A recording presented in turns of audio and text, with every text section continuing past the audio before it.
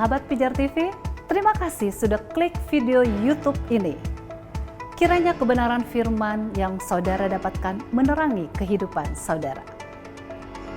Untuk mudah menyaksikan video-video lainnya dan mendapatkan update dengan cepat, klik subscribe. Jangan lupa, berkat Tuhan jangan disimpan sendiri. Klik tombol share di bawah dan bagikan video ini ke sebanyak-banyaknya orang yang saudara kenal. Salam terang bagi Indonesia.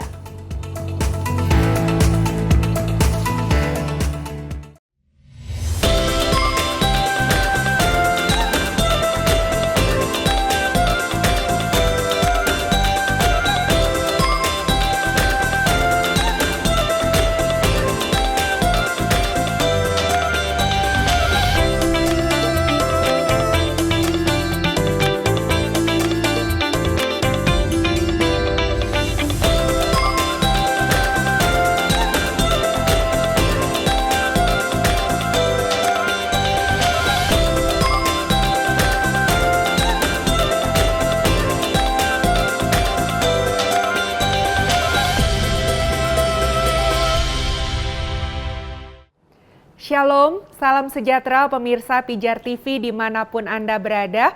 Sukacita yang luar biasa kita masih dapat berjumpa tentunya di program yang kita nanti-nantikan yaitu Ku Tahu Yang Ku Percaya.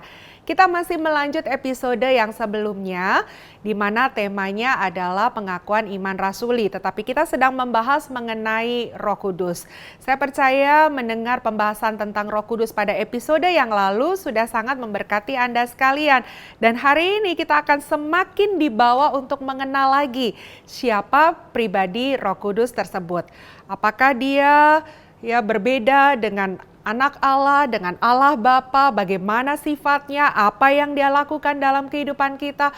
Untuk itu tetap setia, jangan kemana-mana dalam program acara ini. Dan seperti biasa, hambanya Pendeta Ezra Soru yang akan hadir untuk memberkati kita. Ada pertanyaan, ada pendapat atau saran, segera sampaikan di nomor SMS yang kami tampilkan di layar kaca Anda. Kami akan selalu berupaya untuk menjawab apa yang Anda sampaikan. Tanpa menanti lebih lama lagi, saya mengajak Anda mempersiapkan diri dan hambanya Pendeta Ezra Soru siap menjadi saluran berkat bagi Anda pemirsa sekalian.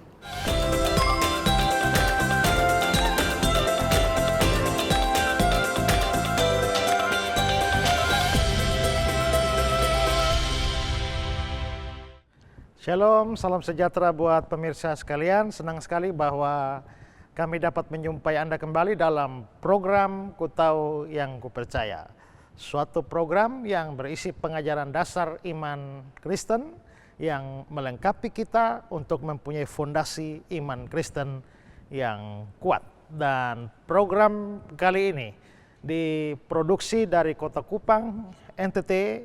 Karena kita berada juga dalam masa COVID-19 ini, maka beberapa saudara dari luar NTT dari beberapa provinsi juga ikut di dalam acara ini melalui aplikasi Zoom. Terima kasih untuk saudara-saudara yang telah bersedia untuk mengikuti atau bersama-sama dalam produksi program ini. Dan saudara-saudara, kami sadar bahwa doa saudara-saudara lah yang menguatkan kami untuk terus bisa melayani saudara-saudara. Demikian juga dukungan dana saudara juga menolong kami di dalam memproduksi program-program atau acara-acara yang memberkati banyak orang. Dan kami tetap mengharapkan dukungan doa dan dana dari Anda. Jikalau Anda terbeban bersama-sama dengan kami untuk menjadi berkat membawa firman Tuhan kepada banyak orang. Di layar kaca Anda ada nomor rekening, Anda boleh memberikan donasi Anda yang akan dipergunakan untuk memproduksi acara-acara atau program-program, termasuk di dalamnya adalah program Ku Tahu Yang Ku Percaya yang telah jadi berkat bagi Anda dan bagi banyak orang. Mari kita ambil bagian bersama-sama di dalam program yang memberkati banyak orang ini. Baik saudara, kita ada di dalam program Ku Tahu Yang Ku Percaya yang sedang membahas pengakuan iman rasuli. Kita sudah bahas banyak hal dari pengakuan iman rasuli ini. Ingat semua? Ya, aku percaya kepada Allah, Bapa yang Maha Kuasa, Khalik langit dan bumi, dan kepada Yesus Kristus, anaknya yang tunggal, Tuhan kita, yang dikandung dari Roh Kudus, lahir dari anak darah Maria, yang menderita sengsara di bawah pemerintahan Pontius Pilatus, disalibkan, mati dan dikuburkan, turun ke dalam kerajaan maut. Pada hari yang ketiga, bangkit pula dari antara orang mati, naik ke surga, duduk di sebelah kanan Allah, Bapa yang Maha Kuasa, dan akan datang dari sana untuk menghakimi orang yang hidup dan yang mati. Aku percaya kepada Roh Kudus. Nah, kita sampai di sini, ya.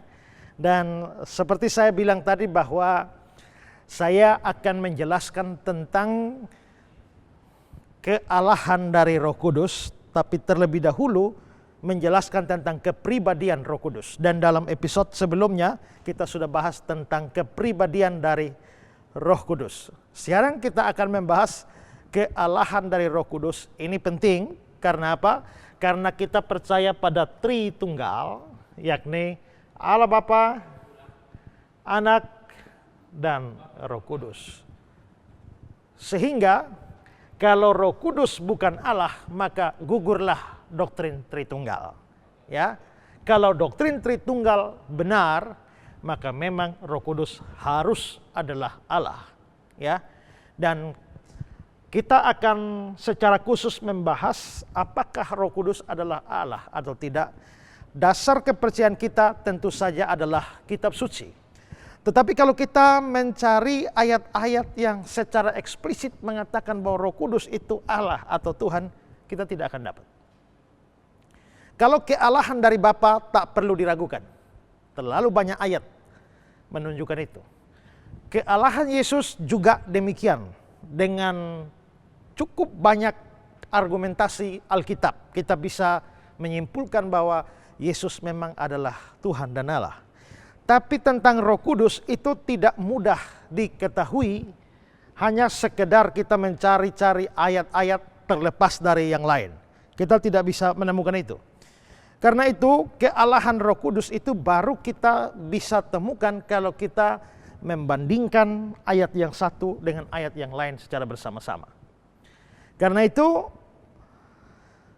saya akan menunjukkan kepada saudara bahwa ternyata Alkitab menggunakan sebutan Roh Kudus, juga Allah, juga Tuhan, Adonai, atau Tuhan, Tuhan besar semua, Yahweh, secara interchangeable. Interchangeable itu bisa dibolak-balik, ya.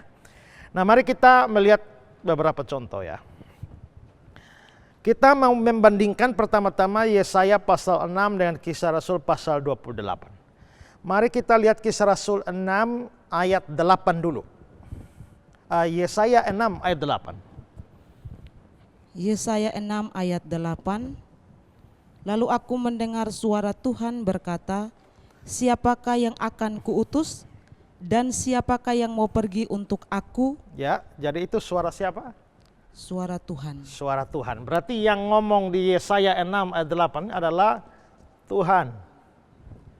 Terus ayat 9. Kemudian firman-Nya. Kemudian firman-Nya. Firman siapa? Firman Tuhan. Jadi betul Tuhan yang bicara. Bicaranya bagaimana? Lanjut. Pergilah dan katakanlah kepada bangsa ini, dengarlah sungguh-sungguh tetapi mengerti jangan. Lihatlah sungguh-sungguh tetapi mengerti jangan.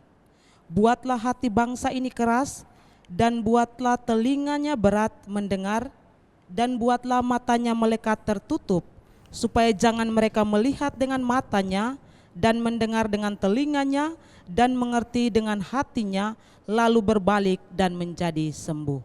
Oke, ingat ya kata-katanya ya.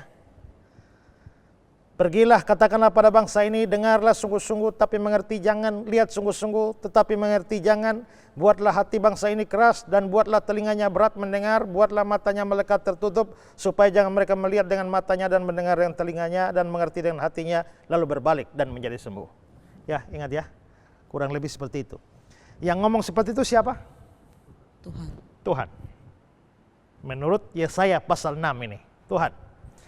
Nah, sekarang mari kita lihat Kisah Rasul pasal 28. Kita membandingkan Yesaya 6 ayat 8 dengan Kisah Rasul pasal 28 ayat 25 sampai 27.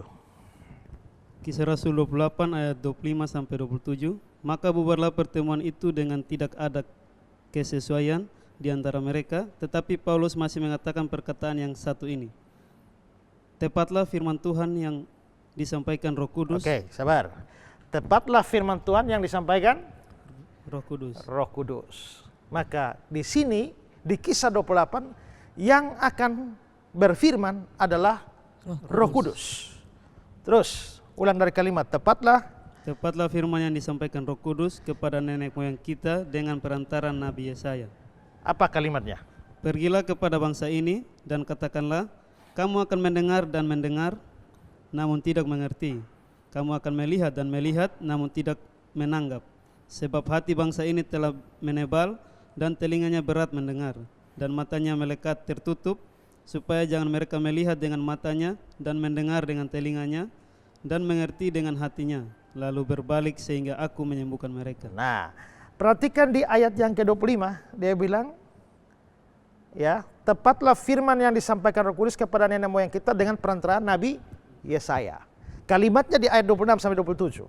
Kalau kita lihat ayat 26, 27 Kisah 28 mirip atau kalimatnya sama dengan Yesaya 6, mulai ayat 9 sampai 10 tadi.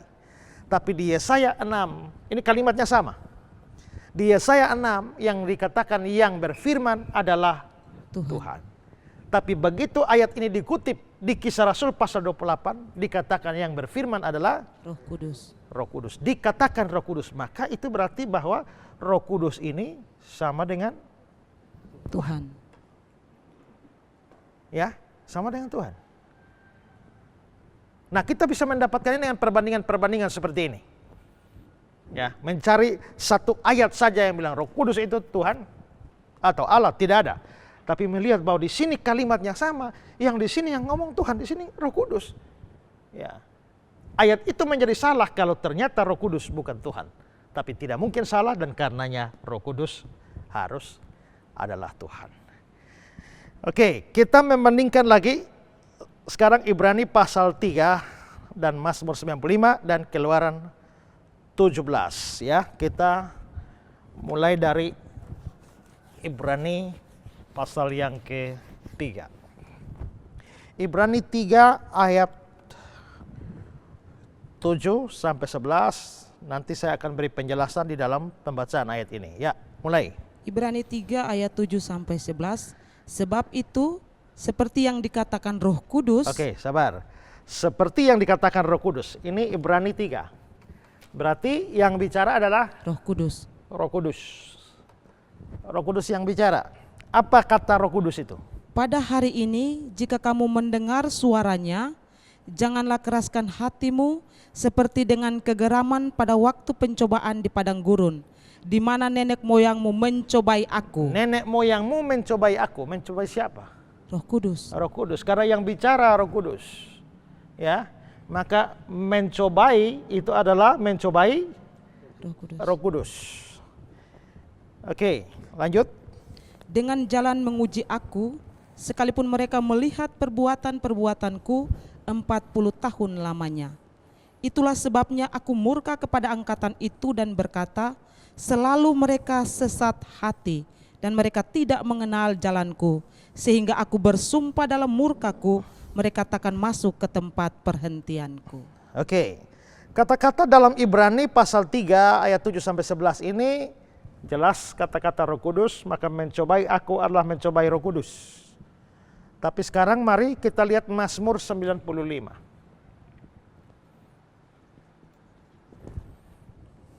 Mazmur 95 mulai ayat 7b sampai ayat yang ke-11. Mazmur 95 ayat 7b sampai 11. Pada hari ini, sekiranya kamu mendengar suaranya, janganlah keraskan hatimu seperti di Meriba, seperti pada hari di masa di padang gurun. Pada waktu nenek moyangmu mencobai aku, menguji aku, padahal mereka melihat perbuatanku. 40 tahun aku jemu kepada angkatan itu. Maka kataku, mereka suatu bangsa yang sesat hati, dan mereka itu tidak mengenal jalanku. Sebab itu aku bersumpah dalam murkaku, mereka takkan masuk ke tempat perhentianku. Oke, ayat-ayat ini mirip ya. antara Ibrani dengan Mazmur, tapi yang di Ibrani tidak ada keterangan tempat. Tapi di Mazmur dikasih keterangan tempat bahwa di situ di Masa dan Meribah. Berarti ini ada peristiwa di Masa dan Meribah. Kalimatnya keluar seperti ini. Nah, penulis surat Ibrani mengutip kalimat di sini dan dianggap itu adalah perkataan Roh Kudus. Dan mencobainya adalah mencobai Roh Kudus. Tapi kalau di sini Mazmur 95 menyinggung peristiwa di Masa dan Meribah, maka marilah kita melihat peristiwa aslinya di Masa dan Meribah, yaitu di Keluaran pasal yang ke-17. Keluaran 17 ayat 7.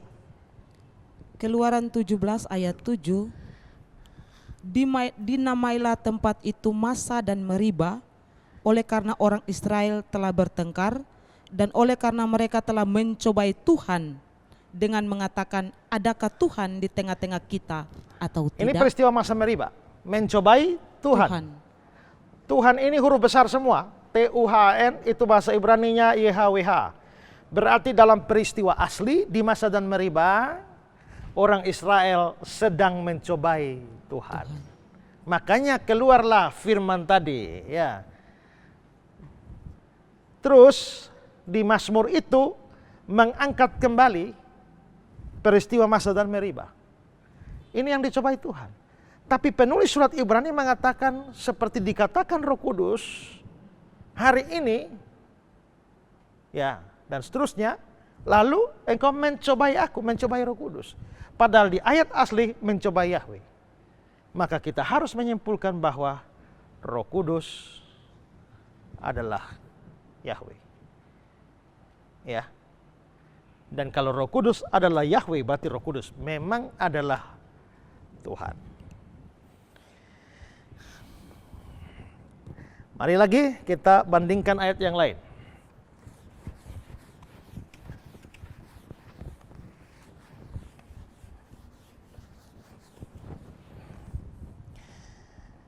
Ibrani 10, 15 sampai 17. Ibrani 10, 15 sampai 17. Ya. Ibrani 10 ayat 15 sampai 17. Dan tentang hal itu Roh Kudus juga memberi kesaksian kepada kita. Oke, yang beri kesaksian siapa? Roh Kudus. Roh Kudus. Roh Kudus yang beri kesaksian kepada kita. Terus? Sebab setelah ia berfirman, inilah perjanjian yang akan kuadakan dengan mereka sesudah waktu itu. Ia berfirman pula, aku akan menaruh hukumku di dalam hati mereka dan menuliskannya dalam akal budi mereka, dan aku tidak lagi mengingat dosa-dosa dan kesalahan mereka. Ayat 15, Roh Kudus memberi kesaksian. Roh Kudus. Lalu dikatakan dalam ayat 16, dia berfirman pula. Berarti yang berfirman adalah Roh Kudus. Yang berfirman adalah Roh Kudus. Nah, apa firmannya?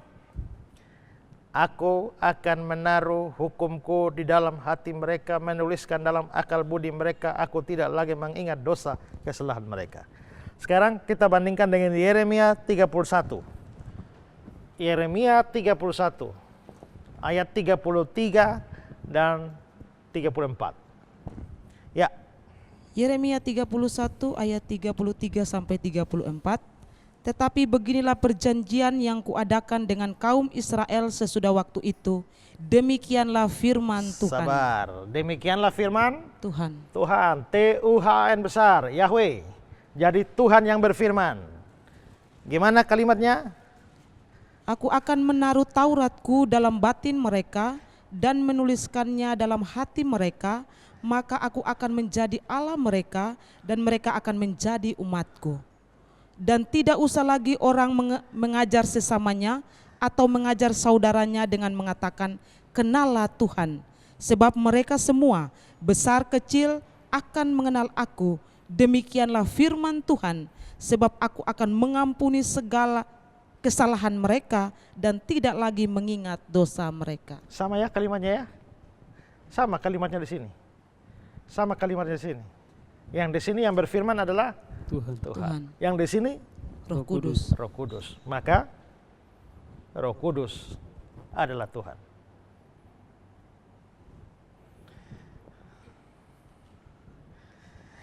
Mari lagi kita bandingkan Kisah Rasul pasal 5. Kisah 5 ayat yang ke-3 dan 4. Ya. Oke. Kisah para Rasul 5 ayat 3 dan 4. Tetapi Petrus berkata, Ananias, mengapa hatimu dikuasai iblis sehingga engkau mendustai Roh Kudus dan menahan sebagian dari hasil penjualan tanah itu? Jadi Ananias, mengapa engkau mendustai Roh Kudus. Roh Kudus? Jadi ini mendustai Roh Kudus. Ayat 4. Selama tanah itu tidak dijual, bukankah itu tetap kepunyaanmu? Dan setelah dijual, bukankah hasilnya itu tetap dalam kuasamu? Mengapa engkau merencanakan perbuatan itu dalam hatimu? Engkau bukan mendustai manusia, tetapi mendustai Allah. Engkau mendustai Allah. Tadi dibilang mendustai Roh Kudus, sekarang mendustai Allah. Ayat 9. Kata Petrus, mengapa kamu berdua bersepakat untuk mencobai Roh Tuhan? Mencobai Roh Tuhan. Berarti di awal dia bilang mendustai Roh Kudus, di tengah dia bilang mendustai Allah, di akhir dia bilang mendustai Roh Tuhan. Itu berarti bahwa Roh Kudus atau Roh Tuhan adalah Allah. Makanya mendustai Roh Kudus sama dengan mendustai Allah. Ya. Terus kita perlu banyak membandingkan, karena dengan perbandingan semacam itulah kita bisa mendapatkan kesimpulan tentang Roh Kudus. 1 Korintus 3 ayat 16. 1 Korintus 3 ayat 16, tidak tahukah kamu bahwa kamu adalah bait Allah dan bahwa Roh Allah diam di dalam kamu? Oke, kamu adalah bait Allah. Allah. Bait itu apa? Bait. Bait Allah itu artinya apa? Tempat kediaman. Rumah. Ya. Bet-el, rumah Allah. Bait itu artinya rumah. Jadi kalau rumah Allah, bait Allah sama dengan rumah Allah.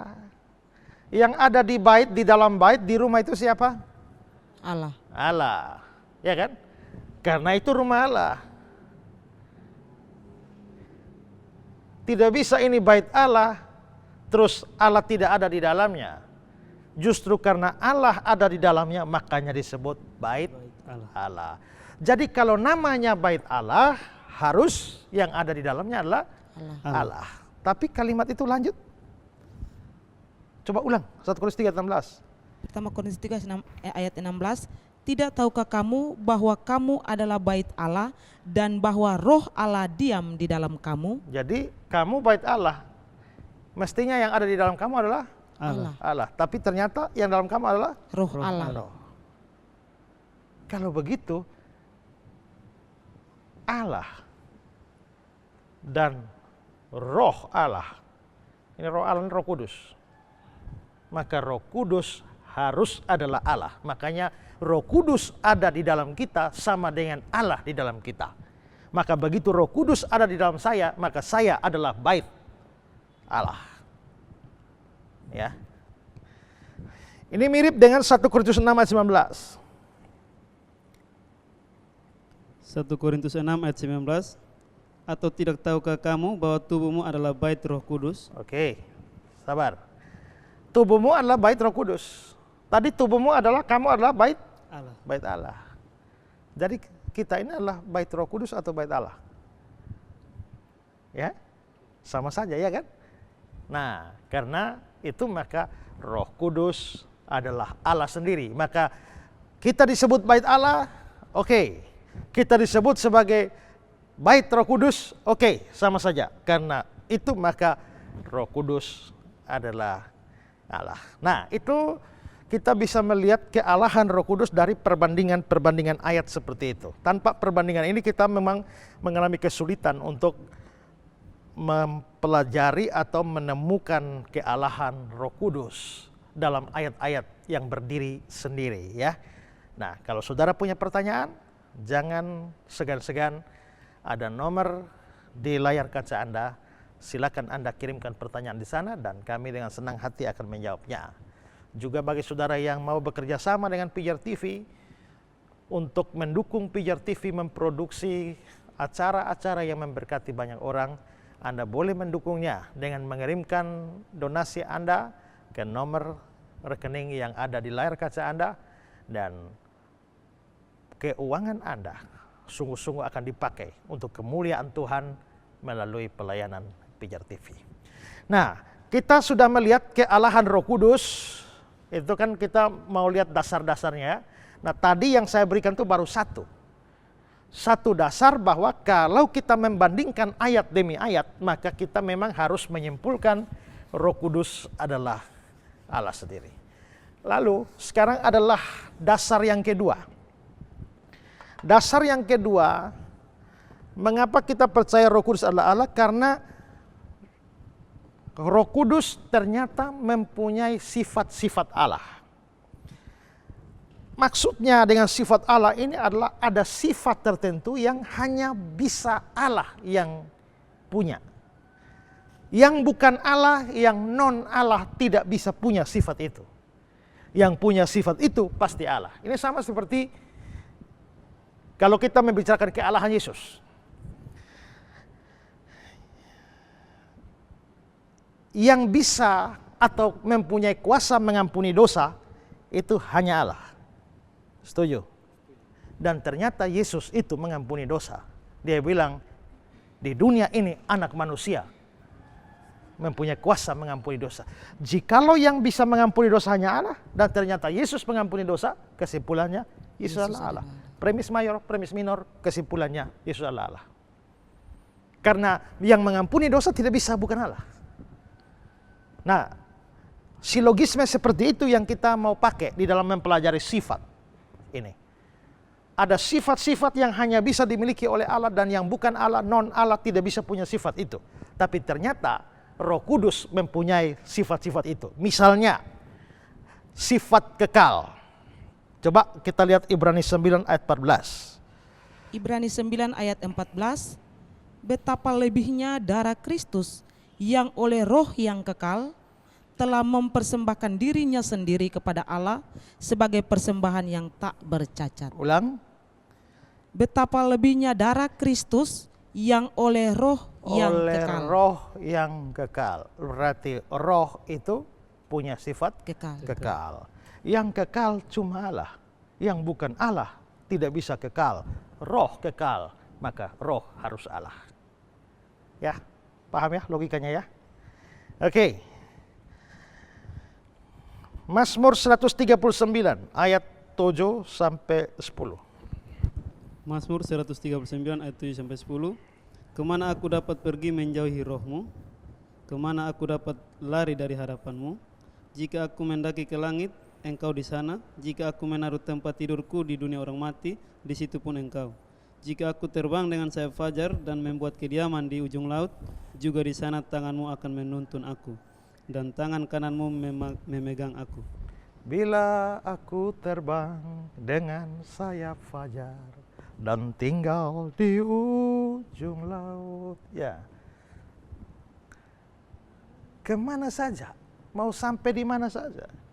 Jika aku ke timur, Dia di sana. Jika aku ke barat, Dia di sana.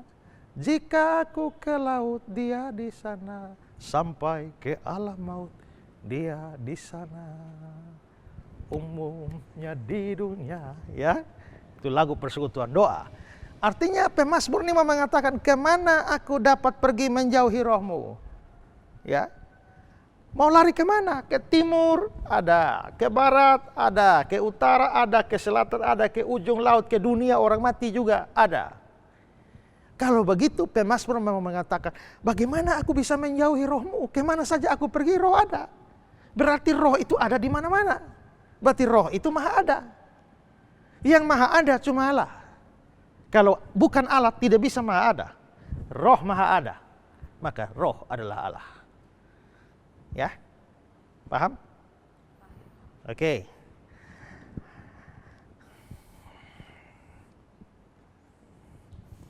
Satu Korintus 2 ayat 10 sampai 12. 1 Korintus 2 ayat 10 sampai 11. Karena kepada kita Allah telah menyatakannya oleh roh, sebab roh menyelidiki segala sesuatu, bahkan hal-hal yang tersembunyi dalam diri Allah. Siapa gerangan di antara manusia yang tahu apa yang terdapat di dalam diri manusia selain roh manusia sendiri yang ada di dalam dia? Demikian pula lah tidak ada orang yang tahu apa yang terdapat di dalam diri Allah selain roh Allah. Oke, tak usah omong Allah, omong manusia saja. Ya, bisa tahu apa yang ada dalam hati dia. Kalau dia diam-diam di sebelah Anda dan dia maki-maki Anda juga Anda tidak tahu. Ya kan? Diam-diam maki tidak tahu. Ya kan? Tapi diam-diam mencintai juga tidak tahu. Ya kan? Ya, karena kita tidak tahu isi hati orang. Isi hati orang saja kita tidak tahu. Apalagi isi hati Allah. Ya. Apa yang ada di dalam diri Allah itu misteri. Ya. Dalamnya laut dapat diduga, dalam hati siapa tahu. Ya. Uji kedalaman laut itu gampang. Tidak usah berenang ke sana. Ya. Kasih saja pemberat diturunkan, begitu dia kena dasar laut, tak langsung tercatat berapa meter, berapa kilometer. Bahkan di palung yang paling dalam, palung Mariana, ya, dari semua laut yang diketahui sampai sekarang ini yang paling dalam itu adalah palung Mariana. Itu betul-betul gelap di situ. Sampai di situ Pak, ikan sama ikan saya tidak bisa aku lihat. Ya, itulah sebabnya di sana ada ikan yang ada listrik, ada lampu. Ya, jadi dia ada lampu. Jadi dia jalan lampu. Nah, kalau begitu lihat lampu, mereka datang dia makan. Ya, itu saking gelapnya. Tapi sekalipun begitu dalam, orang bisa gampang mencari tahu berapa kedalaman palung Mariana. Lepas saja pemberat. Begitu dia sentuh dasar, langsung di komputer taruh ini berapa kilometer ke bawah. Dalam laut dapat diduga, dalam hati siapa tahu. Tapi dalam hati Tuhan, oh mustahil. Ya, kalau saya manusia saja bisa tahu isi hatimu semuanya, itu ajaib. Hanya Allah yang bisa. Tapi isi hati Allah yang di dalam diri Allah, siapa bisa tahu? Tapi ayat ini mengatakan bahwa ya, roh menyelidiki segala sesuatu, bahkan hal-hal yang tersembunyi dalam diri Allah. Bayangkan, kalimat terakhir dari ayat 11, tidak ada orang yang tahu apa yang terdapat dalam diri Allah selain roh. Berarti roh ini bisa tahu segala sesuatu dalam diri Allah. Maka roh harus maha tahu. Karena kalau roh tidak maha tahu, bagaimana dia bisa tahu isi hati Allah? Kalau roh bisa tahu seluruh isi hati Allah, roh harus maha tahu. Dan yang maha tahu hanya Allah. Yang bukan Allah tidak maha tahu. Roh maha tahu, maka roh adalah Allah. Oke, paham? Ya. Mari lihat Matius 12 ayat 28. Matius 12 ayat 28.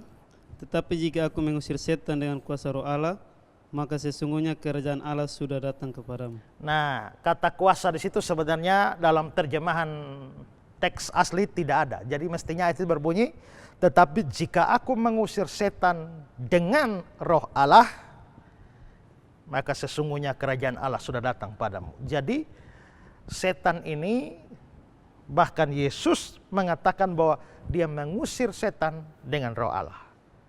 Berarti roh Allah itu memang punya kekuasaan besar untuk mengusir setan. Dan kalau Yesus dalam pelayanannya mengandalkan roh Allah, dan dengan roh Allah lah dia membuat segala macam keajaiban, pengusiran setan dan sebagainya, maka roh itu adalah maha kuasa. Yang maha kuasa cuma Allah, yang bukan Allah tidak maha kuasa, roh maha kuasa, berarti roh adalah Allah. Ya. Dan sifat yang berikut adalah kudus atau suci. Yang namanya juga Roh Kudus. Roh Kudus. Apa itu Roh Kudus? Roh Kudus ialah roh yang kudus. Dan yang kudus itu hanya Allah. Yang suci itu hanya Allah. manusia atau apapun, tidak ada yang suci. Jikalau Roh Kudus itu adalah kudus, adalah Roh Suci itu suci, yang suci hanya Allah, maka Roh Kudus harus adalah Allah. Jadi kita bisa lihat bahwa ternyata Roh Kudus punya sifat-sifat yang hanya dimiliki oleh Allah. Maka kita tidak bisa menghindar dari sebuah kesimpulan bahwa Roh Kudus adalah Allah. Nah, sampai di sini saya telah memberikan kepada saudara dua dasar dari kealahan Roh Kudus. Dasar yang pertama adalah dari perbandingan ayat-ayat tadi. Dasar yang kedua adalah bahwa Roh Kudus itu mempunyai sifat-sifat Allah. Sekarang dasar yang ketiga. Roh Kudus melakukan pekerjaan-pekerjaan Allah. Sama seperti sifat tadi. Pekerjaan ini hanya Allah yang bisa lakukan. Yang bukan Allah tidak bisa lakukan. Kalau Roh Kudus melakukannya, tidak bisa tidak. Roh Kudus adalah Allah. Oke, pekerjaan apa saja? Pekerjaan penciptaan atau mencipta. Bahwa Roh Kudus ternyata juga ikut menciptakan alam semesta atau langit dan bumi. Dari mana kita tahu? Kejadian 1 ayat 2. Kejadian 1 ayat 2, bumi belum berbentuk dan kosong, gelap gulita menutupi samudra raya, dan roh Allah melayang-layang di atas permukaan Roh air. Allah melayang-layang di atas permukaan air. Nah, di sini tidak boleh dipahami secara harfiah bahwa roh melayang-layang seolah-olah roh punya sayap lalu di atas air, ya, begitu. Ini gambaran ini sama seperti induk ayam yang mau mengerami telurnya dan menetaskan, melahirkan sesuatu yang baru, anak ayam. Nah, demikianlah roh digambarkan sebagai burung atau ayam yang sedang mengerami langit dan bumi. Sehingga akhirnya melahirkan sesuatu yang baru, ciptaan baru, langit dan bumi. Maka di situ, dari ayat seperti itu mau dikatakan bahwa Roh Kudus pun terlibat di dalam penciptaan. Allah Bapa mencipta, tidak ada yang ragukan. Tapi Alkitab juga mengatakan Yesus Kristus mencipta. Yohanes pasal 1 ayat 3, Kolose 1 ayat 16, Ibrani 1 ayat 3. Semua itu mengatakan bahwa Yesus itu juga mencipta. Tapi di sini Kejadian 1 ayat 2 kita menemukan Roh Kudus juga aktif. Seperti induk ayam yang mau mengerami telur dan melahirkan ciptaan yang baru. Demikianlah roh terlibat aktif dalam penciptaan. Kita bisa bandingkan dengan Ayub pasal 33 ayat 4. Ayub 33 ayat 4, Roh Allah telah membuat aku dan nafas yang maha kuasa membuat aku hidup. Roh Allah telah membuat aku. Aku dibuat oleh Roh Allah. Ya, maka Roh Kudus mencipta. Yang mencipta cuma Allah. Yang bukan Allah tidak bisa mencipta. Roh Kudus mencipta. Roh Kudus adalah Allah. Kesimpulannya demikian. Apalagi pekerjaan yang hanya bisa dilakukan oleh Allah, tapi dilakukan oleh Roh Kudus, mengampuni dosa. Ya, ini sama dengan Yesus kan? Hanya Allah yang bisa mengampuni dosa, tapi Yesus bilang, "Hai anakku, dosamu sudah diampuni." Maka Yesus punya kuasa mengampuni dosa. Yesus adalah Allah. Sekarang kita lihat tentang Roh Kudus. Ibrani 10 ayat 15 sampai 17. Ibrani 10 ayat 15 sampai 17. Dan tentang hal itu Roh Kudus juga memberi kesaksian kepada kita, sebab setelah Ia berfirman, inilah perjanjian yang akan kuadakan dengan mereka sesudah waktu itu. Ia berfirman pula, aku akan menaruh hukumku di dalam hati mereka dan menuliskannya dalam akal budi mereka, dan aku tidak lagi mengingat dosa-dosa dan kesalahan mereka. Ya, tentang hal ini Roh Kudus memberi kesaksian. Setelah Ia berfirman, berarti yang berfirman adalah Roh Kudus. Dia berfirman pula, berarti Roh Kudus berfirman. Bagian akhirnya, aku tidak lagi mengingat dosa dan kesalahan mereka. Berarti Roh Kudus mengampuni. Dan kita tahu bahwa yang mengampuni dosa ya cuma Allah saja. Dan kalau Roh Kudus bisa mengampuni dosa, Roh Kudus adalah Allah. Oke. Berikut. Roh Kudus ternyata terlibat di dalam membangkitkan Kristus. ya, bahkan membangkitkan kita. Roma 8 ayat 11. Roma 8 ayat 11, dan jika roh Dia yang telah membangkitkan Yesus dari antara orang mati diam di dalam kamu, maka Ia yang telah membangkitkan Kristus Yesus dari antara orang mati akan menghidupkan juga tubuhmu yang fana itu oleh rohnya yang diam di dalam kamu. Oke, jika roh Dia, roh Allah itu Roh Kudus yang membangkitkan Yesus dari antara orang mati. Wah, ini maha kuasa nih ya. Dan Dia bisa bekerja membangkitkan. Tadi kalau ini merujuk pada sifat, maka ini sifat maha kuasa. Tapi kalau merujuk pada tindakan, ini tindakan membangkitkan.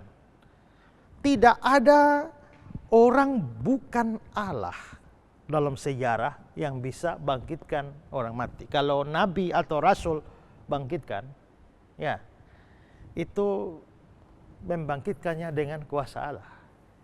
Bahkan kadang-kadang sulit juga ya ketika Elia mau berusaha membangkitkan itu sampai tidur di atas anak itu berdoa, kayaknya susah sekali. Ya. Tapi kalau Yesus, Lazarus out, keluar Lazarus, gampang sekali. Yesus membangkitkan orang mati, menunjukkan Dia maha kuasa. Tapi di sini bayangkan bahwa yang Roh Kudus bangkitkan ini bukan manusia biasa. Yang Dia bangkitkan adalah Yesus Kristus. Dan di dalam ayat itu dikatakan juga bahwa Dia yang telah membangkitkan Kristus Yesus dari antara orang mati akan menghidupkan juga tubuhmu yang fana oleh rohnya. Berarti roh itu jugalah yang akan membangkitkan Anda, saya semua. Maka pekerjaan membangkitkan adalah pekerjaan Allah. Dan Roh Kudus bukan hanya membangkitkan kita, bahkan membangkitkan Kristus, maka tidak bisa tidak. Roh Kudus adalah Allah. Ya, ini sudah tiga dasar. Sekarang dasar yang keempat. Dasar yang keempat adalah bahwa nama Roh Kudus ditempatkan dalam posisi sejajar dengan Bapa, Anak, dan Roh Kudus. Dan ini misalnya dalam formula yang terkenal, formula baptisan. Aku membaptis kamu dalam nama Bapa, Anak, dan Roh Kudus. Roh Kudus ikut disebutkan bersama-sama dengan Bapa dan Anak. Juga doa berkat, kasih karunia Tuhan Yesus Kristus dan kasih Allah dan Roh Kudus menyertai kamu. Roh Kudus ikut disebutkan bersama-sama. Memang kalau tiga orang disebutkan bersama-sama belum tentu tiga-tiganya mempunyai hakikat yang sama ya. Atau jabatan yang sama. Pada hari Jumat yang lalu, Esra, Andi, dan Gaby bepergian. Wah, ada 3 orang bepergian. Karena Esra pendeta, maka Gaby pasti pendeta. Maka Andi pasti pendeta. Begitu? Tidak juga kan? Kita 3 bisa jalan. Saya pendeta, kalian 2 tidak pendeta. Itu kalau konteks umum. Tapi ada konteks-konteks khusus yang tidak bisa tidak, harus sama. Misalnya terjadi pertemuan pemimpin-pemimpin negara Asia Tenggara. Lalu Filipina mengirim presidennya, Thailand mengirim presidennya, dan Indonesia mengirim menteri sekretaris negara.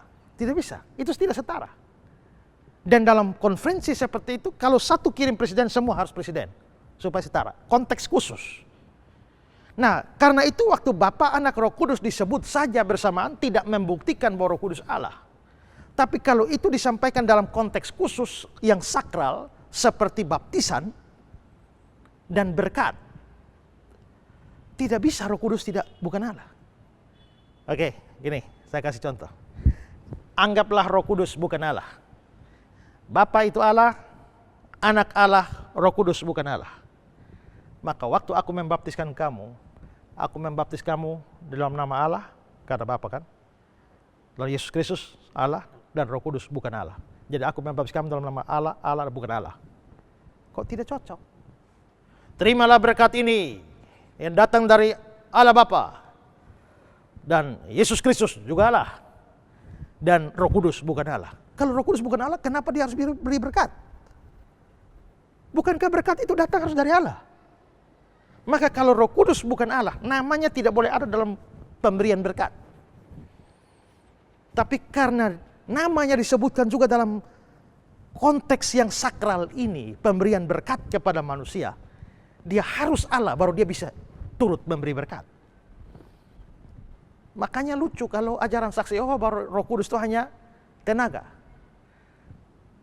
Terimalah berkat dari Allah Bapa, Yesus Kristus adalah Allah, dan juga dari tenaga. Ya kan? Tidak cocok. Kalau itu pribadi, tiganya harus pribadi.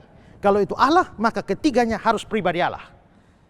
Ini bukan berarti kita percaya Allah ada banyak. Kan sudah saya jelaskan bahwa kita punya konsep Allah Tritunggal. Pribadinya memang 3, tapi hakikatnya 1. Itulah sebabnya sekalipun ada 3 pribadi, tapi kita tidak sedang menyembah 3 Allah. Paham sampai di sini? Ada yang mau bertanya? Ya, saya mau bertanya Pak Pendeta. Ya. Biasanya kita menyebutnya itu Bapa, Anak, dan Roh Kudus, seperti itu. Kita tidak menyebut Roh Kudus, Anak, dan Bapa. Nah, pertanyaannya adalah, apakah Roh Kudus itu setara dengan Bapa dan Anak, atau lebih rendah dari Bapa dan Anak? Seperti itu Pak. Mohon penjelasannya lagi. Aku membaptis kamu dalam nama Bapa, Anak, dan Roh Kudus. Bolehkah dirubah? Aku membaptis kamu dalam Roh Kudus dan Anak dan Bapa. Boleh? Nggak boleh. Itu formula yang diberikan. Kita tidak boleh ubah-ubah sembarang formula itu. Ya. Tapi penyebutan itu Bapa, Anak, Roh Kudus, kan seolah-olah atau sepertinya Bapa itu paling top. Ya, paling senior lah. Yesus itu juniornya. Itu seperti ajaran saksi Yehova memang. Saksi Yehova mengatakan bahwa Bapa itu Allah senior, Yesus Allah junior. Ya. Almighty God, Bapa, dan Mighty God, Yesus. Ada pendeta terkenal dan juga bilang, Bapa itu Allah primer, Yesus Allah sekunder, ya. Major God and minor God. Tidak. Kalau itu seperti itu berarti bahwa Bapa paling senior, Yesus juniornya, Roh Kudus lebih junior lagi itu. Ya. Tapi apakah memang selalu dalam penyebutan selalu Bapa pertama dan memberi kesan demikian? Kalau ikut doa, ikut formula baptisan, baptis mereka dalam nama Bapa nomor 1, Anak nomor 2, Roh Kudus nomor 3. Tapi coba baca formula doa berkat 2 Korintus 13 ayat 13. 2 Korintus 13 ayat 13. Kasih karunia Tuhan Yesus Kristus. Wah, berarti Tuhan Yesus duluan ya. Ya. Terus? Dan kasih Allah. Kasih Allah berarti Bapa. Terus? Dan persekutuan Roh Kudus menyertai Roh kamu Kudus. sekalian. Berarti di sini Bapa nomor 1, Anak nomor 2, atau Yesus nomor 2, Roh Kudus nomor 3. Tapi di doa berkat, Yesus atau Anak geser nomor 1, Bapa turun nomor 2. Tapi kasihan Roh Kudus ya, nomor 3 terus. Ya. Nah, apakah ini membuat dia lebih rendah? Mari kita lihat Efesus 4 ayat 4 sampai 6. Efesus pasal 4 ayat 4 sampai 6. Ya. Efesus 4 ayat 4 sampai 6. Satu tubuh dan satu roh. Oke, satu roh. Roh lu duluan. Terus? Sebagaimana kamu telah dipanggil kepada satu pengharapan yang terkandung dalam panggilan-panggilan satu Tuhan. Satu Tuhan. Tuhan di sini Yesus. Terus? Satu iman dan satu baptisan, satu Allah dan Bapa. Satu Allah Bapa. Berarti di sini Bapa. Berarti di sini roh naik nomor 1. Yesus atau Anak ke posisi 2. Ya, Bapa ke yang ketiga. Oke, 1 Petrus 1 ayat 2. 1 Petrus 1 ayat 2, yaitu orang-orang yang dipilih sesuai dengan rencana Allah Bapa. Wah, berarti Bapa nomor 1 lagi. Dan yang dikuduskan oleh Roh. Roh nomor 2. Supaya taat kepada Yesus Kristus dan Yesus menerima Kristus. percikan Tiga. darahnya. Berarti Bapa kembali 1, Roh kedua, Yesus ketiga. Kita bisa melihat bahwa Bapa pernah nomor 1, pernah nomor 2, pernah nomor 3. Ya, anak atau Yesus pernah nomor 2, pernah nomor 1, tapi pernah nomor 3. Roh Kudus pernah nomor 3, ya, lalu pernah nomor 2, tapi pernah nomor 1. Berarti di sini penyebutan itu tidak ada menunjukkan siapa lebih tinggi dari yang lain. Penyebutan ini hanya kronologi penyebutan tergantung tekanan. Kalau yang mau ditekankan adalah lebih kepada karya Roh Kudus, maka Roh Kudusnya disebut lebih dulu, yang lain belakangan. Tapi kalau mau ditekankan adalah karya Yesus, maka Yesusnya menjadi nomor 1 dan yang lain nomor 2, 3. Demikian juga dengan Bapa. Ya, jadi penyebutan seperti itu hanya kronologi penyebutan, tidak menunjukkan bahwa Roh Kudus lebih rendah, karena ada ayat yang mengatakan Roh Kudus justru nomor 1. Ya, jadi ketiganya setara. Bapa, bukan Bapa, Anak, Roh Kudus, tapi Bapa, Anak, dan Roh Kudus. Oke, ngerti ya? Ya. Kalau saudara dari rumah juga punya pertanyaan, silakan. Kami menyediakan kesempatan buat saudara-saudara untuk bertanya. Kirimkan pertanyaan saudara lewat nomor SMS yang tertera di layar kaca Anda ini. Dan juga, marilah kita sama-sama saling mendukung. Kami mengharapkan dukungan doa dari saudara-saudara, juga dukungan dana Anda untuk membiayai seluruh produksi dari Pijar TV yang membuat program-program yang akan memberkati banyak orang. Kalau saudara punya beban yang sama, mari ambil bagian di dalam pelayanan ini. Ada nomor rekening di layar kaca Anda, silakan Anda kirimkan dan akan dipergunakan untuk pelayanan bagi banyak orang. Sekarang kita sudah pelajari tentang kepribadian Roh Kudus sudah. Lalu saya baru menjelaskan kepada saudara kealahan Roh Kudus. Sekarang yang ketiga, saya menambahkan satu poin, yakni tentang sikap kita berkenaan dengan kepribadian dan kealahan Roh Kudus. Jikalau Roh Kudus adalah pribadi, jikalau Roh Kudus adalah Allah, maka bagaimana saya bersikap terhadap Dia? Bagaimana saya berinteraksi dengan Dia? Bagaimana saya berelasi dengan Dia? Nah, di sini saya berikan beberapa. Pertama adalah bahwa kita harus menjalin relasi dengan Roh Kudus sebagai relasi antar pribadi. Karena Dia pribadi. Pak Andi adalah pribadi. Ibu Gebi adalah pribadi. Noken pribadi, Ibu Pauline pribadi. Tapi Roh Kudus pribadi.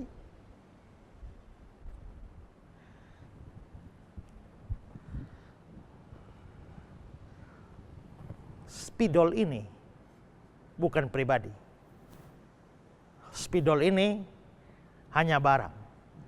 Pribadi itu punya pikiran, punya perasaan, punya kehendak. Tapi karena spidol tidak atau bukan pribadi, spidol tidak punya pikiran, spidol tidak punya perasaan, spidol tidak punya kehendak. Atau mungkin saudara pikir, ini benda mati. Ya ambil saja yang hidup, pohon pisang. Pohon pisang tidak punya pikiran, pohon pisang tidak punya perasaan, pohon pisang tidak punya kehendak. Kalau Roh Kudus, Dia punya pikiran, Dia punya perasaan, Dia punya kehendak. Kalau begitu, saya kalau berelasi dengan Roh Kudus, saya harus ingat, Dia pribadi loh. Maka saya harus memperlakukan Dia seperti kepada seorang pribadi. Tidak boleh saya memperlakukan Dia sebagai barang.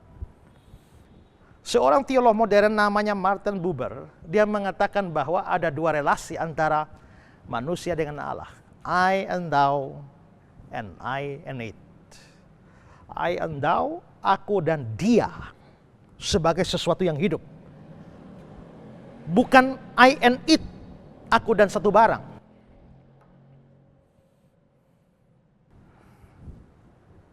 Saya lihat spidol ini, cantik ya, bagus. Bagusnya. Tertariklah dan jatuh cintalah saya pada spidol ini. Akhirnya saya mengeluarkan uang untuk mendapatkannya.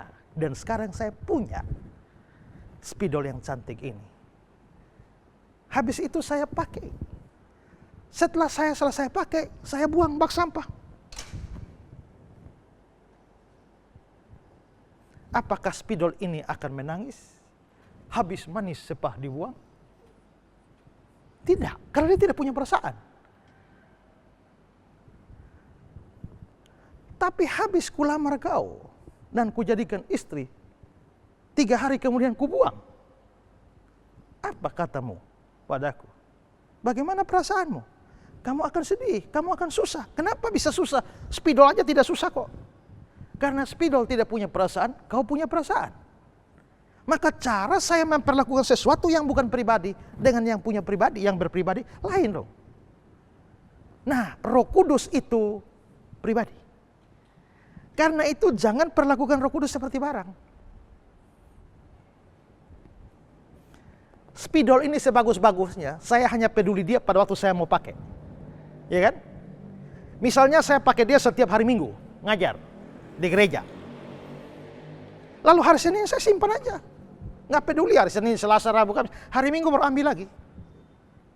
Ya kan? Tapi kita tidak bisa perlakukan seorang pribadi begitu ya.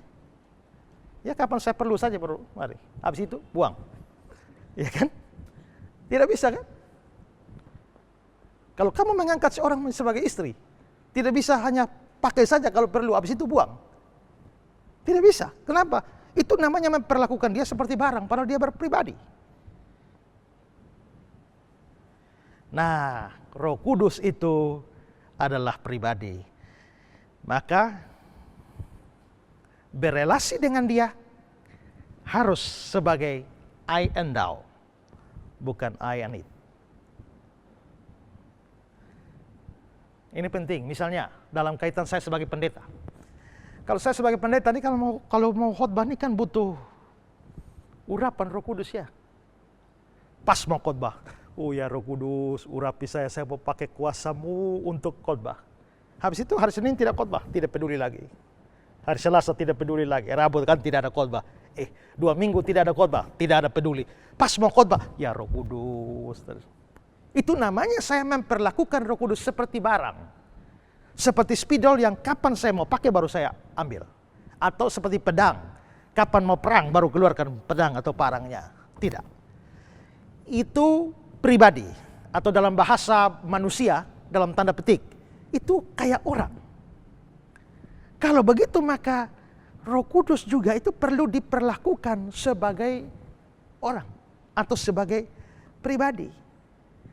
Maka coba Kisah 5 ayat 3. Kisah 5 ayat 3, tetapi Petrus berkata, Ananias, mengapa hatimu dikuasai iblis sehingga engkau mendustai Roh Kudus?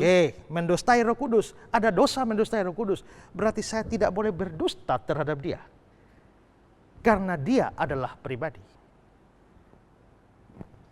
Kalau mau berdusta terhadap pohon pisang silakan. Ya kan? Ya. Pisang kau tunggu ya sebentar ku siram kau. Ya kan? Tapi 3 bulan kemudian tidak siram juga tidak apa-apa. Ya. Tapi ini pribadi, dia tidak boleh didustai. Kisah 7 ayat 51. Kisah Para Rasul 7 ayat 51.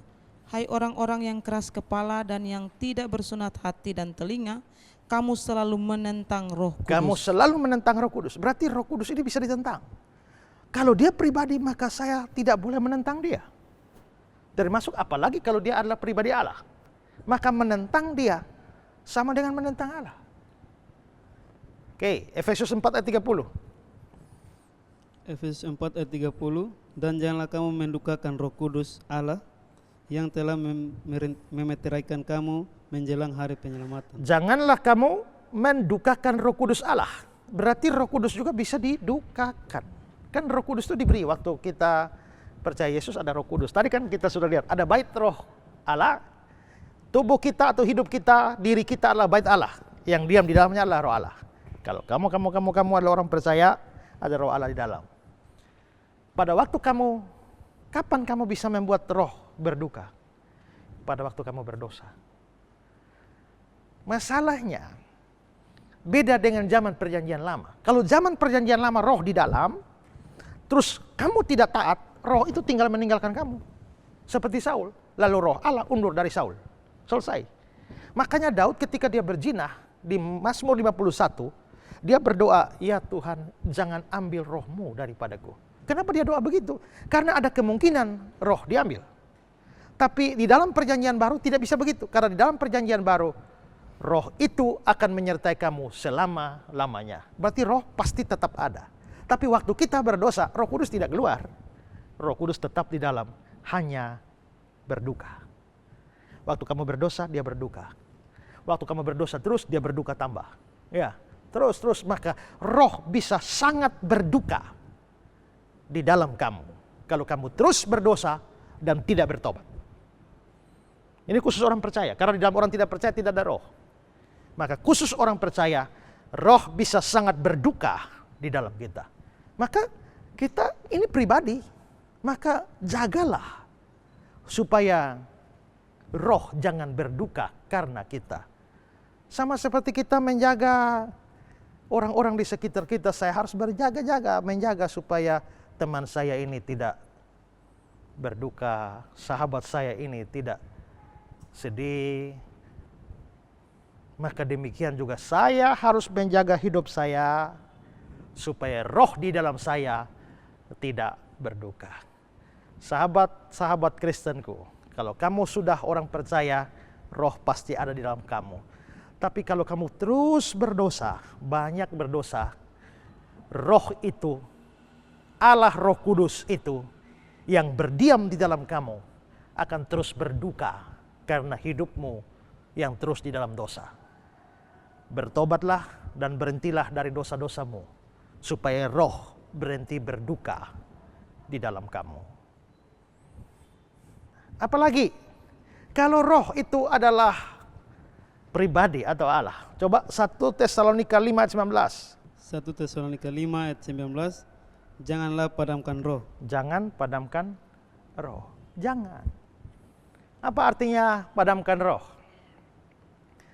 Kalau kita omong padam itu biasa omong apa itu? Ya? Api ya? Api.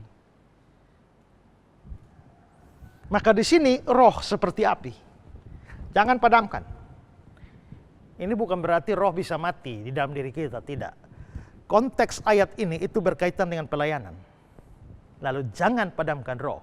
Jangan padamkan roh itu artinya apa? Ini ada roh yang mendorong orang untuk melayani. Roh bisa mendorong saya untuk aktif melayani. Tapi roh bisa mendorong Pak Willem untuk melayani. Nah, maka tindakan memadamkan roh bisa memadamkan roh di dalam diri saya sendiri, tapi memadamkan roh di dalam diri teman saya itu. Misalnya, kalau saya didorong oleh roh untuk melayani, tapi saya tidak mau, sudahlah nanti orang bilang kita mau ikut campur, nanti orang anggap kita nih yang sok-sok lah, sudahlah. Walaupun ada semangat, ada dorongan untuk melayani, diam-diam sajalah, sudahlah. Ya, biar saja mereka lah. Itu namanya saya sedang memadamkan roh di dalam diri saya. Padahal roh itu mendorong saya untuk melayani. Tapi bisa saya memadamkan roh di dalam diri sahabat saya itu. Karena apa? Dia baru percaya Tuhan dan lagi semangat-semangatnya, giat-giatnya mau melayani. Lalu saya anak kemarin sore, diam. Lu tidak usah, ganti saja sana. Semangat dia yang didorong oleh Roh Kudus untuk melayani, saya padamkan. Nah, ini namanya saya memadamkan pekerjaan roh di dalam dia. Ya. Nah, di sini harus hati-hati. Ada terlalu banyak pendeta yang tanpa sadar memadamkan roh yang ada di dalam jemaat-jemaatnya yang lagi rindu-rindunya melayani, lagi api membara untuk melayani. Api roh suci bakar hatiku, pendeta ambil air siram, ya kan? Akhirnya ya sudahlah, biar saja Bapak Pendeta saja lakukan semua. Kalau Pak Pendeta rasa Pak Pendeta bisa semua, ya lakukanlah. Pak Pendeta main drum, Pak Pendeta main keyboard, Pak Pendeta main gitar, habis itu Pak Pendeta khotbah, semua Pak Pendeta saja. Kita diam penonton saja. Itu namanya memadamkan roh di dalam diri jemaat yang melayani. Maka saya harus bertanggung jawab, jangan sampai roh dipadamkan di dalam diri saya, tapi saya juga harus menjaga supaya roh tidak dipadamkan di dalam diri saudara-saudara saya. Ya, saudara, Kalau saudara merasa bahwa Roh Kudus menggerakkan saudara melayani, jangan pakai banyak alasan untuk tidak melayani. Karena itu sama dengan memadamkan pekerjaan roh di dalam diri saudara. Tapi kalau saudara lihat juga orang lain yang bisa dipakai untuk melayani, jangan menyiram air pada mereka sehingga akhirnya mereka hilang keberanian dan keinginan untuk melayani. Justru kita harus memberikan dorongan kepada orang Kristen lain, sahabat-sahabat kita yang lain. Kalau mereka salah, mereka gagal, mereka kurang sempurna, itu biasa. Mereka perlu dilatih dan didorong terus supaya api Roh Kudus yang membakar hati untuk melayani itu terus berkobar. Tidak boleh memadamkan roh. Nah, itu contoh-contoh respon kita terhadap Roh Kudus. Karena dia adalah pribadi dan dia juga adalah Allah, maka relasi saya dengan dia harus relasi yang bersifat pribadi. Oke, jelas? Ada pertanyaan? Bapak Pendeta, saya ingin bertanya. Kita sudah belajar bahwa Allah Bapa, Yesus atau Anak dan Roh Kudus itu setara. Ya. Yang saya ingin tanyakan, mengapa menghujat Allah dan Yesus itu bisa diampuni, tapi menghujat Roh Kudus tidak bisa diampuni? Ya, di Matius 12 kan ada gitu ya. Barang siapa menghujat Bapa diampuni, Anak diampuni, hujat terhadap Roh Kudus tidak dapat diampuni. Itu memang ada artinya sendiri, tapi saya tidak jelaskan. Saya kira dalam episode-episode lama saya dulu sudah saya jelaskan. Yang ditanyakan sekarang adalah kenapa hujat terhadap Bapa bisa diampuni, hujat terhadap Anak bisa diampuni, hujat pada Roh Kudus tidak bisa diampuni. Seolah-olah Roh Kudus ini kayaknya lebih hebat ini ya. Makanya khusus dia tidak ada ampun. Tidak, bukan berarti itu Roh Kudus lebih tinggi dari Bapa dan Anak. Karena ini berkenaan dengan fungsi atau pekerjaan roh itu. Coba Ibu baca Yohanes 16 ayat yang ke-8. Yohanes 16 ayat 8, dan kalau ia datang, ia akan menginsafkan dunia akan dosa. Cukup di situ. Kalau ia datang, ia di situ Roh Kudus, roh kebenaran itu. Kalau Roh Kudus datang, dia akan menginsafkan dunia akan dosa. Insaf itu artinya sadar, bikin sadar dosa. Jadi sadar dosa itu adalah pekerjaan Roh Kudus. Waktu ibu menghujat Bapa, kerjanya Roh Kudus bikin ibu insaf. Maka ibu sadar, aduh saya berdosa, minta ampun, diampuni. Waktu ibu menghujat menghujat Yesus, Roh Kudus bikin insaf. Sadar dosa, aduh saya telah menghujat, minta ampun, diampuni. Sekarang yang ibu hujat roh. Padahal roh itu yang kerjanya bikin insaf. Waktu ibu menghujat dia menahan pekerjaannya. Maka dia tidak akan menginsafkan ibu. Maka ketika dia tidak menginsafkan, ibu tidak insaf. Tidak insaf, dia tidak minta ampun. Dan akhirnya dosa tidak diampuni. Jadi ini bukan karena Roh Kudus itu lebih tinggi daripada Bapa dan Anak. Tapi bahwa Roh Kudus itu terkait dengan pekerjaan dia, yaitu menginsafkan dunia akan dosa. Ya, oke. Nah, saya lanjut soal sikap kita terhadap kepribadian Roh Kudus dan kealahan Roh Kudus. Tadi secara khusus untuk pribadinya. Kalau dia pribadi, maka saya harus berelasi dengan dia. Relasi antar pribadi. Tapi kalau dia memang adalah Allah, Roh Kudus adalah Allah, maka kita juga harus memberikan penghormatan, penyembahan, pujian kepada Roh Kudus seperti kepada dua pribadi Allah yang lain, yakni kepada Bapa dan Anak. Seringkali ini antara Bapa, Anak, dan Roh Kudus ini orang Kristen banyak memuji siapa? Ya yang mana? Bapa, Anak, Roh Kudus yang mana? Kebanyakan kita lebih banyak puji Yesus ya.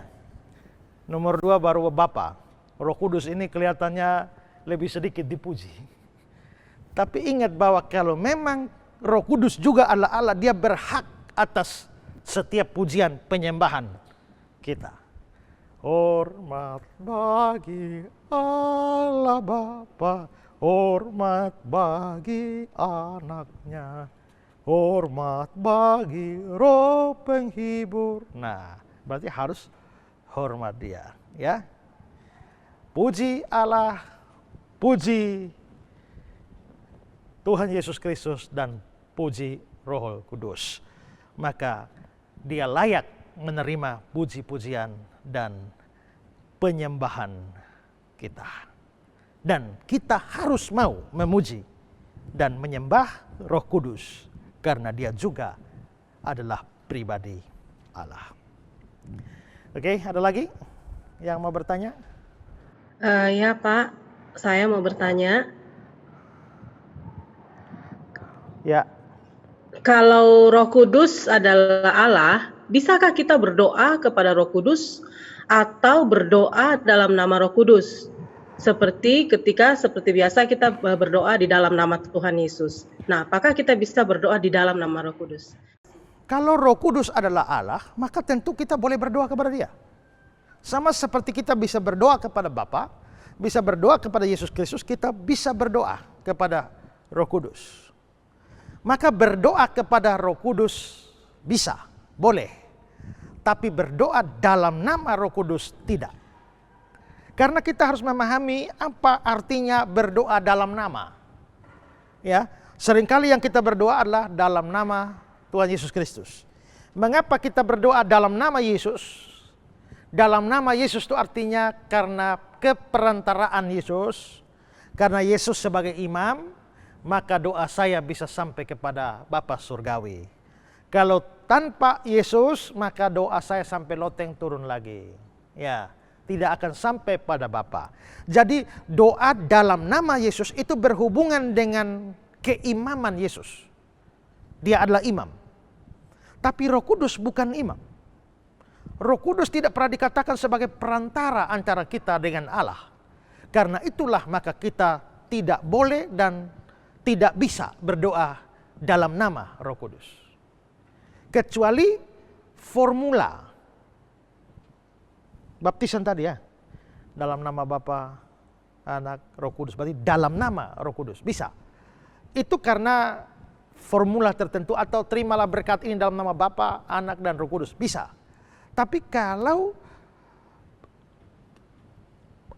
kita menguduskan sesuatu atau meresmikan sesuatu, misalnya ini gedung ini kita resmikan dalam nama Bapa, Anak, Roh Kudus, oke. Tapi kalau doa itu adalah permintaan kepada Bapa, minta pada Bapa dalam nama Yesus, dalam nama Yesus, amin. Tapi kalau minta pada Yesus, tidak usah pakai dalam nama lagi. Jadi kalau saya berdoa, Bapa di surga, berarti saya lagi menunjukkan doa pada saya pada Bapa. Dan saya sadar bahwa doa saya tidak bisa sampai pada Bapa, harus lewat Yesus. Maka saya bilang, Bapa di surga, bla bla bla bla bla, dalam nama Yesus, amin. Tapi kalau saya membuka doa saya, ya Tuhan Yesus, berarti sudah omelin Tuhan Yesus. Mau pakai nama siapa lagi? Gak usah pakai nama-nama lagi. Kalau memang kita tujukan doa, ya Tuhan Yesus, ya sudah, amin, amin saja. Ya. Kalau pada Roh Kudus, ya amin, amin saja. Dan tidak bisa memakai dalam nama Roh Kudus. Karena Roh Kudus bukan perantara, bukan imam yang membawa doa kita sampai kepada Bapa. Ya, jadi kalau sifatnya peneguhan, penabisan, pembaptisan, pemberkatan, itu dalam nama Bapa, Anak, Roh Kudus. Tapi kalau doa biasa yang ditujukan pada Bapa atau pada Yesus, tidak bisa menggunakan dalam nama Roh Kudus. Oke, ada lagi? Oke Pak, saya mau bertanya Pak. Ya. Saya pernah mendengar khotbah Bapak tentang Parakletos. Ya. Apa itu Parakletos? Parakletos itu adalah sebutan untuk Roh Kudus. Ya. Coba lihat Yohanes 14 ayat 16. Yohanes pasal 14 ayat yang ke-16. Yohanes 14 ayat 16. Aku akan minta kepada Bapa dan ia akan memberikan kepadamu seorang penolong yang lain supaya ia menyertai kamu selama-lamanya. Dia akan memberikan kepadamu seorang penolong. Nah, kata penolong di situ dalam bahasa Yunani adalah parakletos. Dan parakletos ini Kata Yunaninya parakletos, tapi di Alkitab Indonesia diterjemahkan, Alkitab Indonesia terjemahan baru diterjemahkan penolong. Maka parakletos bisa berarti penolong. New American Standard Bible menerjemahkannya sebagai helper, penolong. Tapi misalnya King James menerjemahkannya sebagai comforter, penghibur. Maka parakletos juga bukan hanya penolong, tapi juga penghibur. New International Version menerjemahkannya sebagai counselor, counselor, ya. Lalu Women New Testament menerjemahkannya sebagai advokat, pembela, kasus pengadilan. Jadi begini, parakletos itu sebenarnya istilah hukum. Artinya seseorang yang dipanggil ke sisi. Ya. Jadi kalau saya membawa kamu ke sisiku, kamu adalah parakletosku, penolong, penghibur, pembela. Nah, biasanya dipakai dalam kasus hukum, di mana seorang kena kasus. Sepertinya saya dapat kasus. Saya mau dihakimi. Karena saya mau dihakimi, maka saya memanggil seseorang mendampingi saya. Maka yang saya panggil ini pengacara saya atau pembela saya. Makanya Women New Testament menerjemahkannya sebagai advokat. Ya. Jadi Roh Kudus itu adalah parakletos. Parakletos berarti penolong, penghibur, atau pembela. Maka kita bersyukur bahwa Roh Kudus itu penolong kita. Kalau kita dalam keadaan problem, dia menolong kita. Kalau kita dalam keadaan susah, dia menghibur kita. Kalau kita didakwa oleh iblis, ya, atau berada di bawah dakwaan iblis, Roh Kudus itu pembela kita. Misalnya didakwa iblis bagaimana? Misalnya ya, Pak Andi, contoh, jatuh dalam perzinahan. Sudah sadar dosa, sudah minta ampun dosa ya. Sudah minta ampun dosa, pasti Tuhan sudah ampuni. Tapi setan datang dan berbisik, kau itu ya, sudah sekian lama pelayanan ternyata kau bersinar. Tuhan tidak akan ampuni kau. Tapi sudah minta ampun. Tiap hari ini suara bilang, kamu tidak akan diampuni, kamu tidak akan diampuni. Terus, maka setan mendakwa. Ya, kita seringkali alami begitu ya. Maka kadang-kadang kita menjadi sulit untuk mengampuni diri sendiri. Terutama untuk kesalahan-kesalahan yang fatal. Itu liciknya setan. Sebelum kita berdosa dia tusuk-tusuk, tidak apa-apa, aku hanya kecil-kecil saja juga ya. Tapi setelah kita lakukan dia bilang besar sekali. Ya, begitu caranya kerja setan.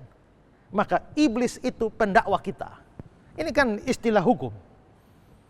Dia mendakwa, dia jaksa penuntut itu. Makanya dia tuntut kita terus. Kamu ini memang salah, kamu ini kurang ngajar, kamu ini tidak layak lagi pelayanan. Berhenti sudah.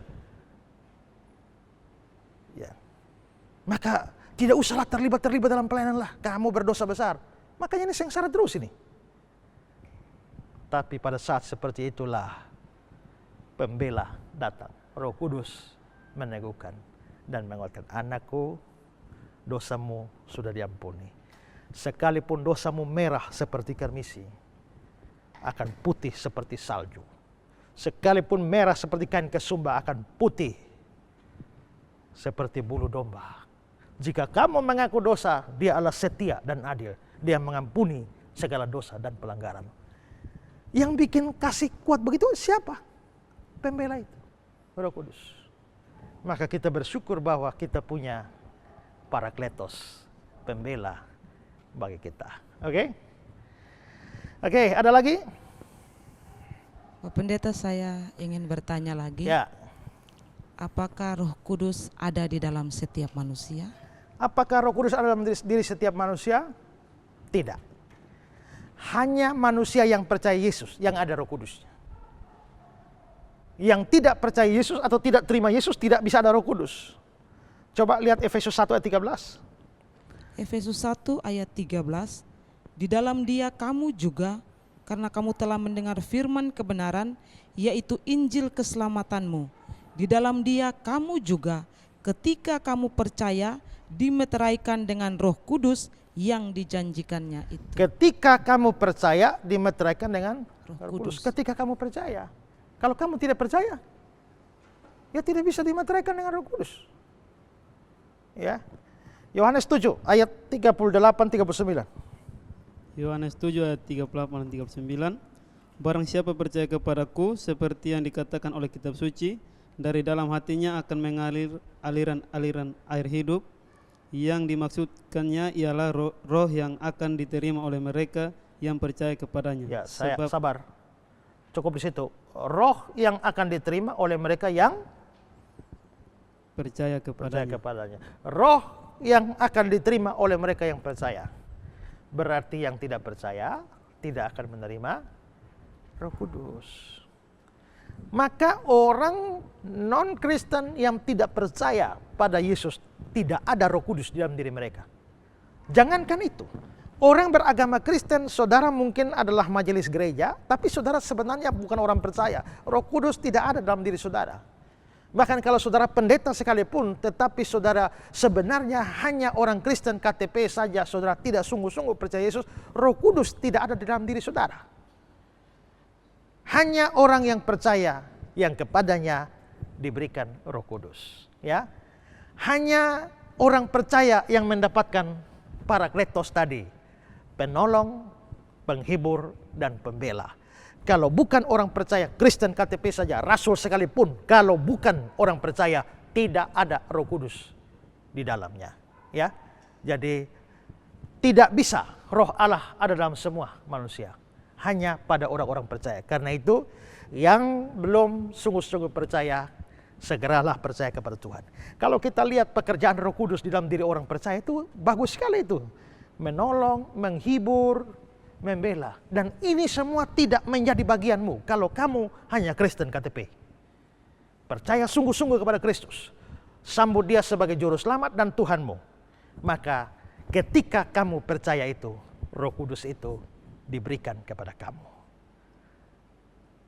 Nah, saudara-saudara, inilah sikap-sikap yang harus kita punyai berkenaan dengan kepribadian dan kealahan Roh Kudus. Kalau saudara punya pertanyaan seputar Roh Kudus, mari kirimkan pertanyaan Anda dan kami dengan senang hati memberikan jawaban untuk pertanyaan Anda. Dan dalam pelayanan ini, Pijar TV betul-betul melayani secara maksimal untuk memberitakan firman kepada lebih banyak orang. Lewat program-program yang lain maupun juga program Ku Tahu Yang Ku Percaya.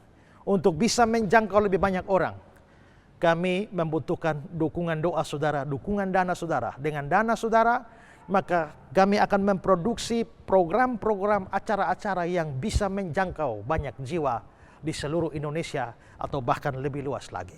Karena itu kalau saudara mau mendukung pelayanan ini, pelayanan pekabaran Injil ini, saudara boleh mendukung kami lewat dana saudara.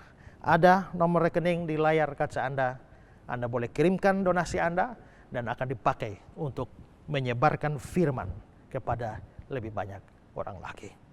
Episode kita kali ini sampai di sini. Saya Pendeta Esra Soro dan rekan-rekan di studio, juga semua kru Pijar TV mengucapkan Tuhan berkati saudara-saudara sekalian. Salam terang bagi Indonesia.